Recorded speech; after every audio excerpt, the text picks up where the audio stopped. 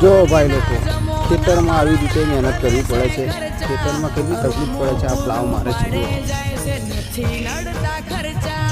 કેટલી તકલીફ પડે છે ટ્રેક્ટરને માટી તોડવામાં.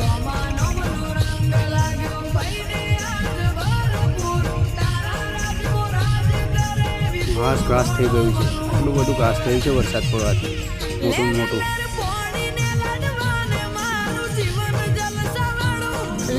પ્લાવ મારે છે, પલટી પ્લાવ કેવો છે, પલટી પ્લાવ જુઓ ને તમે.